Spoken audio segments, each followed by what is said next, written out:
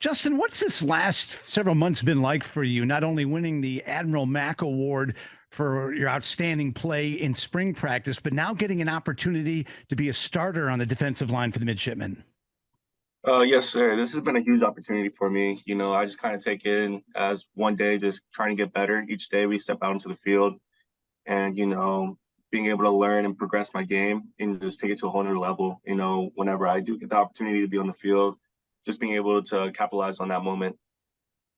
What did you learn playing alongside Jacob Busick? It's been great. Always playing next to Busick. He taught me a lot just throughout the process, throughout my 3 years here, and just being able to play fast and try not to overthink and just letting loose. And Busick helped me a lot and guide me through the way.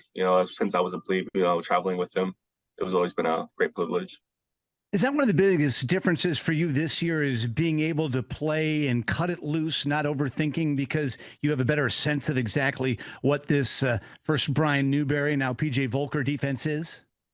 Yes, sir. I feel like now I've been able to slow the game down a lot, be able to take my reads and, once I see it, just trigger and being able to make a play whenever I can, just doing my job. Coach Volker always talks about doing your 111th. And, I take that very personal and just being able to not do anything outside of your range, just doing your job and the plays will come to you. And that's the kind of mentality I've been trying to take. What's it like in a game, let's say like against Notre Dame, when you look over to your side and you see Biscuit lined up against a 300 plus pound guard or center, and you realize that he's probably going to beat him on that play? It's just you're going to war with your boys, and Biscuit or any other D, Clay Cromwell. We're always going to sell out and give it all of our effort. And when you're out there, you just know you got to give it your all as well. And I just try to do with a lead is Coach Newberry always talks about. And so no matter the size, we always know we're going to be undersized, but we try to outmatch any of our opponents with our effort and attitude and execution. Pretty cool having a position coach also that will get his nose in there with you in practice. Yes, sir. Coach Hall's very active in practice. He always just as involved. All the coaching staff, they're always intense. We're always trying to get after it each day, and that just keeps encouraging you to, you got to keep giving it your all as well every day. Anytime you step out there on tough Tuesday, work Wednesday, it's gonna be a dogfight, but it's gonna prep you the best for the game on Saturday. How fired up are you guys for this game on Saturday, especially for you heading back to your home state of North Carolina? Yes, sir. I'm fired up.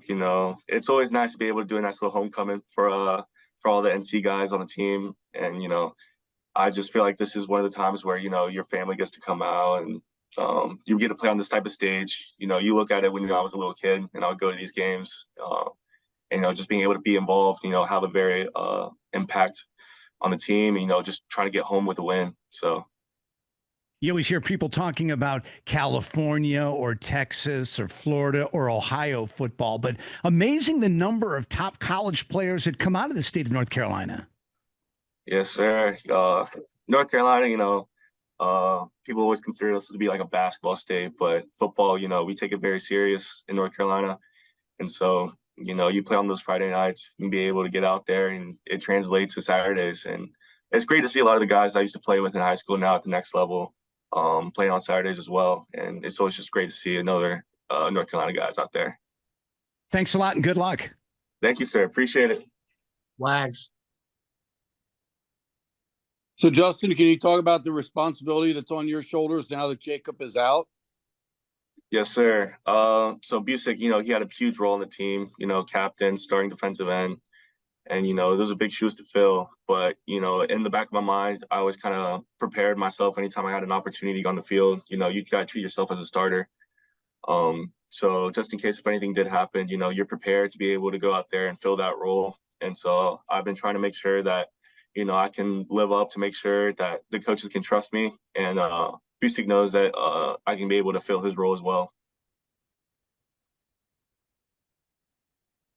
So who's kind of developing behind you? Obviously, you now need a backup. Who are some of the guys working behind you? Yeah, so Crane LaFawn, He's a sophomore now. He's been working with me. I've been trying to help him understand, I've been in the shoes that he was in, and, it's just a learning process, and you got to mature quick, on the field and be able to get those reads and try to slow the game down. It's a lot at you, and you just got to be able to capitalize on those opportunities that you get when you step onto the field. And no matter what your role is, you got to treat yourself as a starter in any situation. So just kind of helping him with that. So, has Crane gotten in at during defensive reps, not just special teams? Do you know if he's been doing defensive reps instead of special teams? He asked, has he gotten in any games on defense? Oh, yes, sir, he has. And the times that he's been out on the field, he's been able to fill his role, do his 111th, and just trying to help him mature and be able to understand. There's moments where we need everybody, on the defense, whether you're first, second, or third string. There's a role that you have to fill, and Crane has been doing a good job. He's getting better each day, and just helping him along with that process. He's been able to perform on Saturdays. So what have you been able to say to Jacob? I'm sure this is a difficult time for him, knowing that his career has ended. What have you been able to say to Jacob to try to keep his spirits up? I just tell him that God has a plan. I talk to Busick every day, and just making sure he's in good spirits and try to lift him up when I can. He's one of my best friends on the team, so Busick is always I always try to make sure he's in a good atmosphere, and he brings a lot of energy to practice. He never takes full looks on a negative. He always looks at a positive, and Busick has just been able to be that kind of figure for me. And then I try to make sure that I can reciprocate the same energy, keep him up, whenever I can, crack a joke every once in a while. But try my best. So, you're from, kind of talk about why you came to Navy. Obviously, North Carolina is an area to recruit when you're playing schools that are in the state. So for a long while now, East Carolina's been there. So did that have any factor in your decision? Your town's from kind of near Raleigh, right?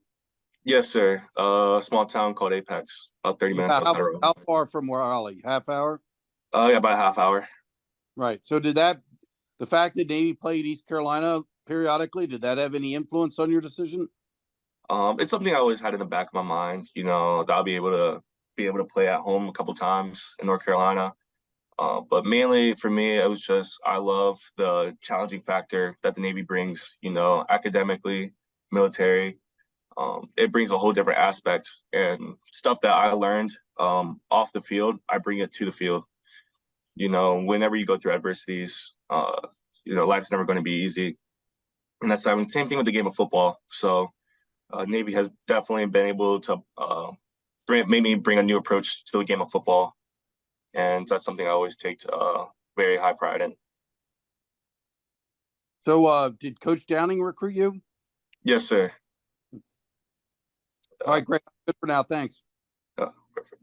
All right, back to you, Scott. How do you find time to watch video during the week? I mean, with the rigorous schedule you have and your teammates, how do you guys find time to look and see what the other team's posing, and also look at the video of you guys in practice? Yes, sir. So any chance we get, we have any free time or free periods, I take the time to be able to go and study film. And normally, as soon as we get out of practice, I go back to my room and I watch all the practice clips and some of the game footage and take notes. And that's something that I brought a bigger emphasis on this year, was being able to be Coach Newberry talks about being a four-dimensional player. So when you look at the game, studying what the offense does, and there's some late nights, with their schedule. So I just make sure I got to take notes whenever I can, and anytime I get off, I know that's dedicated to football. So. And once you arrived on the yard, when did you start thinking about what you wanted to do once your career as a midshipman was over, as you served your country? Just throughout the academy, there's some opportunities, some summer trainings that helped me a lot to figure out what I wanted to do post academy. And that helped me broaden my horizon and just seeing different types of communities that were out there. I've definitely looked into Marine ground and Navy intel, Those have been like my big two factors right now. And, you know, just being able to communicate with those guys that have already gone through it and, you know, kind of getting their aspect on how life is after the academy has helped me develop a better aspect of what I want to do in the future. And is that a part of the brotherhood that's off the field, talking with some of the members of the brotherhood who are out there serving their nation now and kind of getting a sense of, you remember what they were like on the yard and what they were like playing with on the football team and what their experiences are now in the Corps or in the brigade? Yes, sir. You know, the brotherhood's always a very tight connection. Even when I was a plebe, those that have already graduated, you know, they took me in and helped me give me a better aspect of what they're doing and kind of gone in depth. And just seeing where they're at now, it kind of gives you like how it makes you realize like how important the connections are within the brotherhood. And it doesn't matter where you come from, who you are, you know, they love you as if you are one of their own brothers, even though you didn't even play with them. You know, they can graduate in 2012 and they'll treat you as if you played all 4 years with them. So it's always mean a lot to me. And how about those connections you make in your company, the different people that are coming from different walks of life on the yard with different experiences that you're a common member with in your company? Mm-hmm. Yeah. So within company, you know, it helps you see another aspect of life besides like Navy athletics.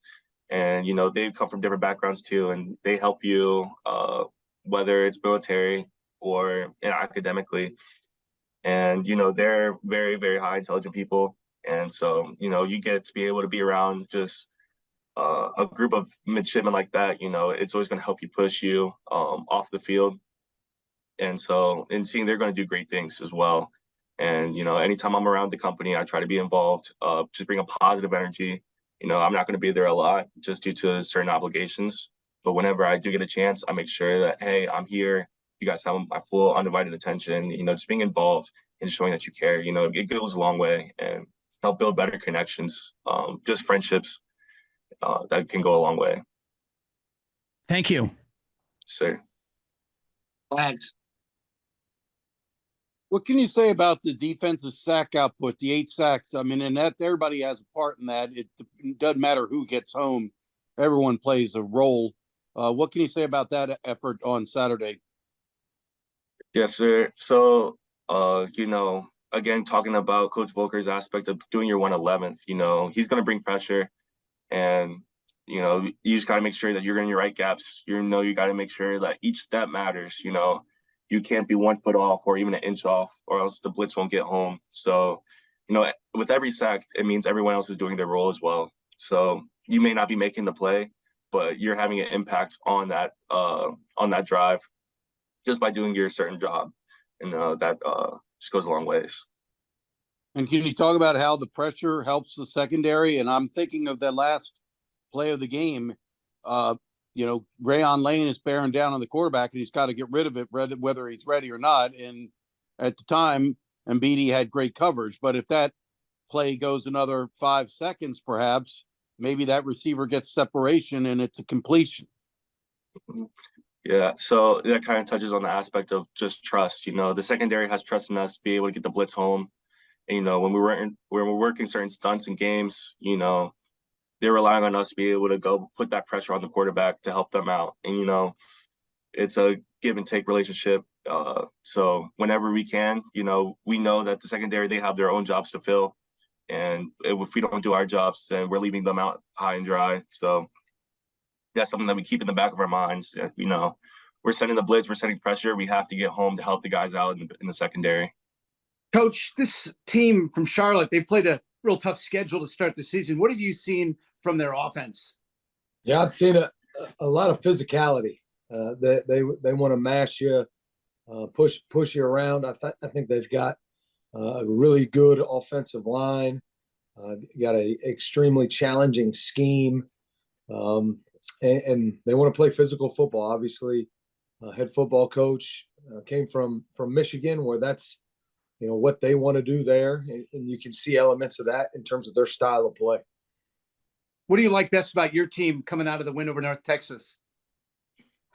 It's the same thing that I've said since the spring, is the resolve, the resiliency of this group. They don't give in to anything, and they just continue to work, continue to battle. Got put in some difficult situations at times on Saturday, and just kept coming up with what we needed to get the job done, and just really impressed with this group top to bottom. What does it mean when a team makes the plays like they did at the end of the game to stop a team from driving, from getting potentially into a scoring position?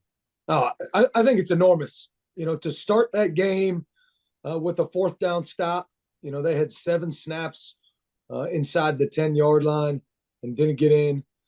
So to start that game like that, and then to finish the game with a 4th down stop, 4 and out, I think it's enormous, and it speaks to the way that we continue to practice, we continue to work, the urgency with which we go about our work, and I think it's a testament to Coach Carizzi and his staff too, that we're out there for 80 plays the week before and 70 plays this week, and are able to dig deep and find a way to win the game in the end. Thanks, Coach. Thanks, Scott. Wags. We were talking to Coach Newberry the other day on some positives and negatives. Positive, the missed tackles dramatically reduced. I think he said 5 or something in that nature.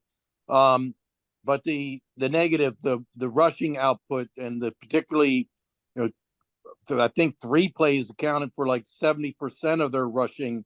How do you eliminate those explosive rushing plays, Coach? Yeah, I got to do a better job. Is really what it comes down to. I've got to make sure I put us in situations where we have opportunity to get those things on the ground, and we will. The guys are doing everything that we ask them to do. Really excited about the growth we've made in terms of we've always practiced really hard around here, and the guys are practicing with more detail now, and they're seeing the fruits of their labor on Saturday, and I think that had a lot to do with just our pursuit angles, our ability to get people on the ground was a heck of a lot better because it was better in practice, and we're making a conscientious effort to continue to do that. And every week is its own animal. So we're back at it again, but it all comes down to me putting the guys in the right spot to make the plays, because when they're there, they make them.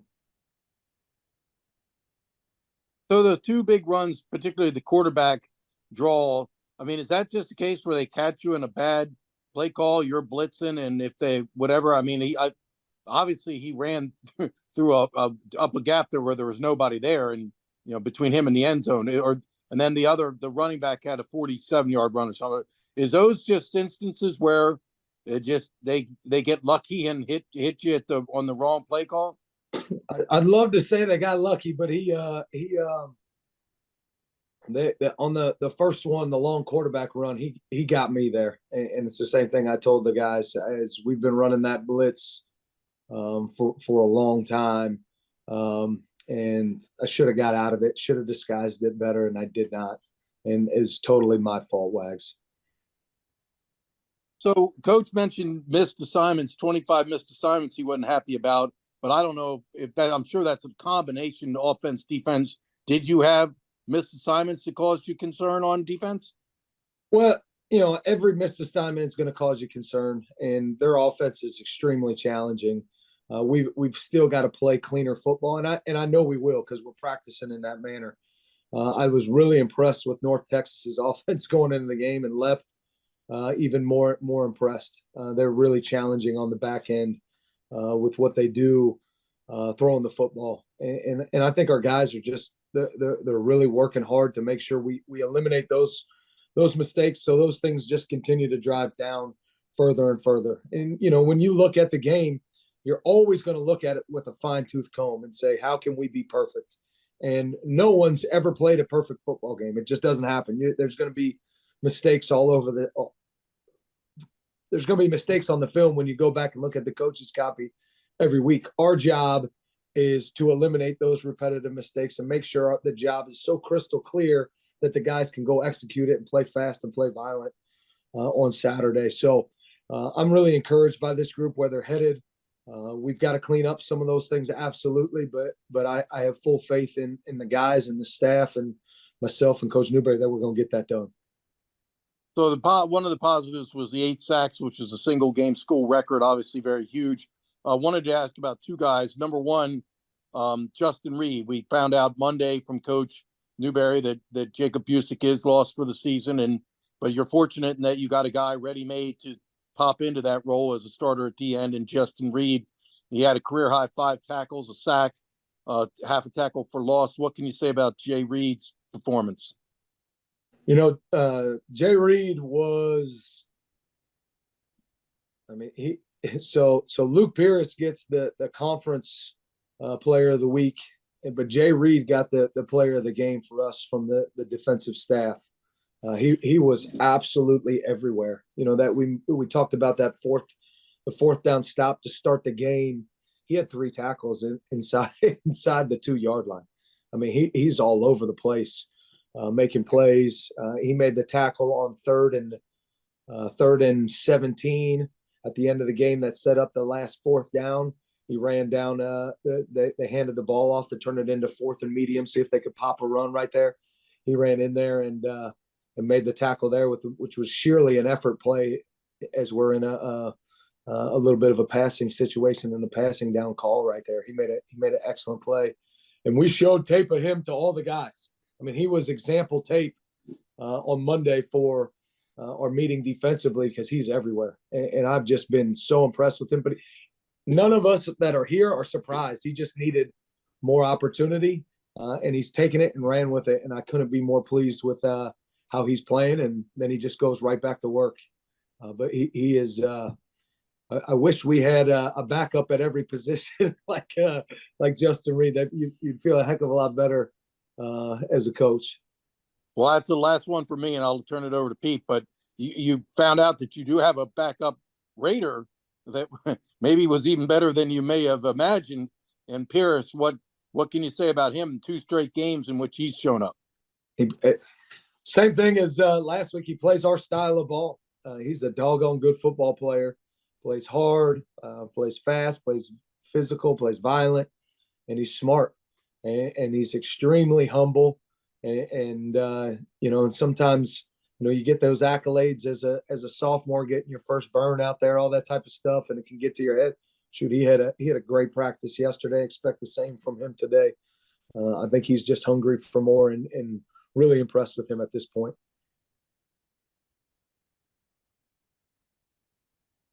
Pete. I just want to make sure you said it was my turn, not Wags, conducting the press conference.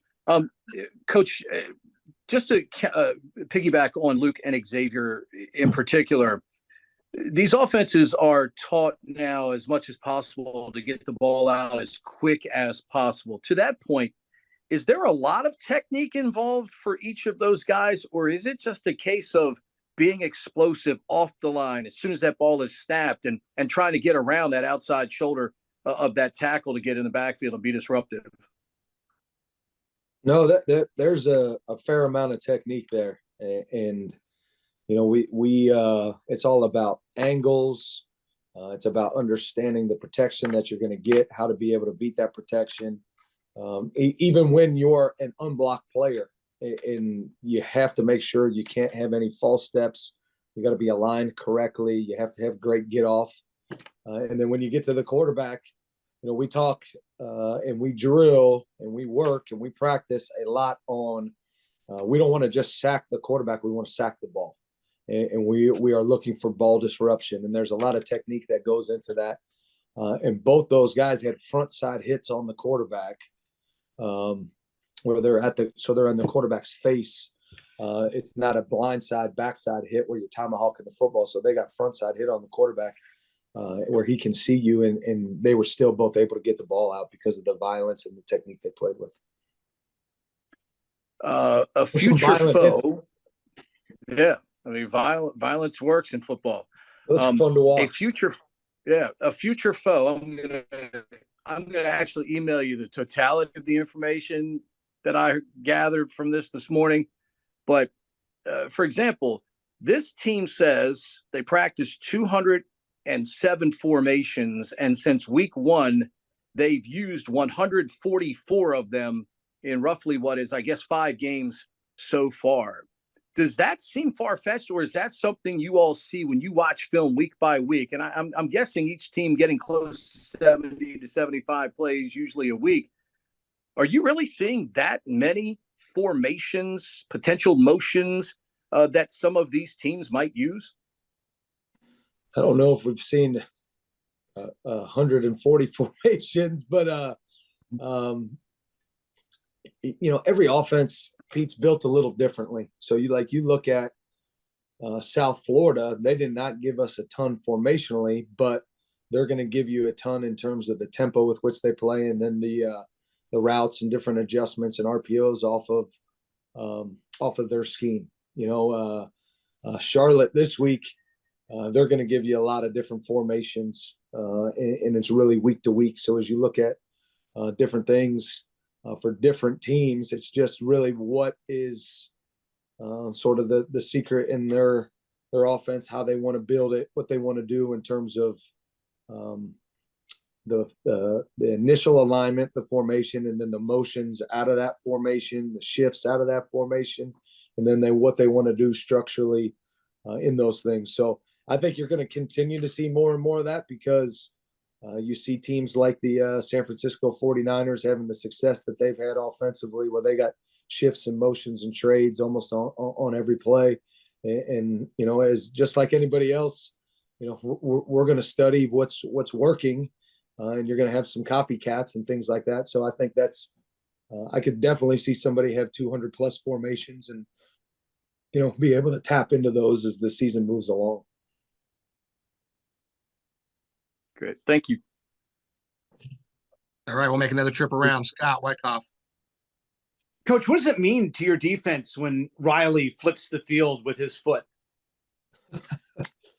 Yeah, that's a major weapon. Major weapon. He's playing at an extremely high level. The more turf that we have to cover, the better for us. So when he can do that and just change field position, I think it's a huge advantage for our entire football team. And we take a ton of pride in special teams around here. I think Coach Brown has done an excellent job with that group. In particular, the punt team, those guys get to eat first. Every meal that we have, Coach Newberry's put an added emphasis on special teams. And I've done this for a long time. And I've coached special teams for a long time. This particular group practices harder on special teams than any team I've been around. And I think we're just going to continue to get better there in that area. And how do you like it when you've got a lot of guys from your defense on special teams? Yeah, we talk about that. Like that's important to us is that we make a major impact on 2 phases of the football game. And that's something that is that's really important to us as a defense. Is yes, coach sends us out there to get the ball back, but in between those snaps, in between all that hidden yardage, that's really important for us defensively. And we know we're going to carry a lion's share of, and there's guys on offense that are on special teams, don't get me wrong, but a lion's share of it around here is defensive guys, and it's really important to us. Thanks. Wags.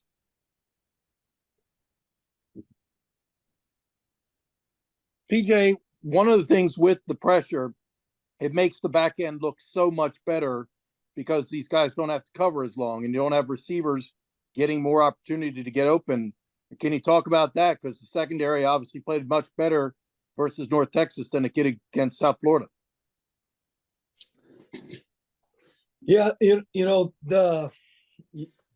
it's always comes down to our philosophy is we want to make the quarterback uncomfortable, and we want to make the O-line uncomfortable. And I was on offense. My first job, I was on offense. I was a running backs coach. And, week to week, you studied formations and what you got out of each formation. And, when you generally knew what you're going to get, you felt pretty good about it going into the game. And then I can remember the weeks where, that you played a heavy pressure team that was very multiple in what they did. gave you a lot of different looks, and those were the weeks that sort of kept you up at night. And that's what we aim to do. And we want to put pressure on people so that the quarterback feels uncomfortable. And I thought they had an excellent quarterback, and he had a heck of a game.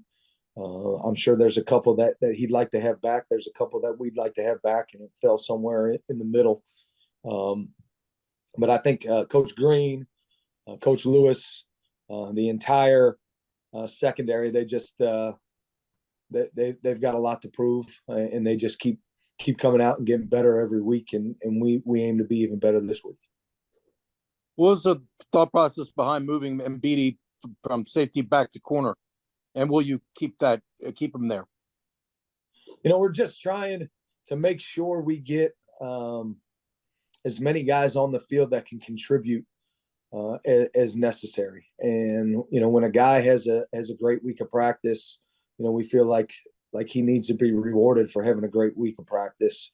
So obviously Joe Hudson got the start there.